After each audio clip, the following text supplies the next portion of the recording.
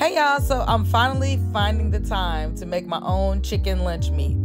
Everybody knows that cold cuts typically come with a lot of preservatives and different chemicals that aren't good for us. So, in efforts to trying to have a healthier lifestyle, I decided to try to make my own. So I took my chicken breast, I seasoned it to how I liked it. I also added some fresh garlic and I pretty much pureed it in the blender. And then I put it in the plastic bag that comes with it, and it is okay to cook with, so you shouldn't have any problems with that. You don't have to use the plastic, but I just wanted to use it because it said it'd be just like an easier cleanup. I had a little difficulty putting the top on because of the plastic, but it really wasn't that bad after I cut, the excess plastic off.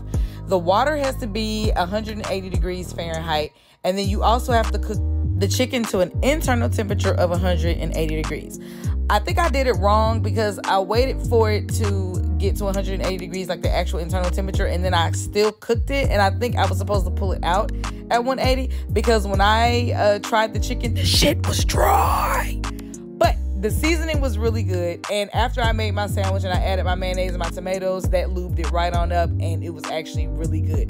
The texture reminds you of, like, I guess because I cooked it too long, but it reminded me of eating just like a straight up chicken breast that's been chopped up on my sandwich. But I don't regret it. I love it, and I'm going to try my hand at something else. Try it out, guys. Peace.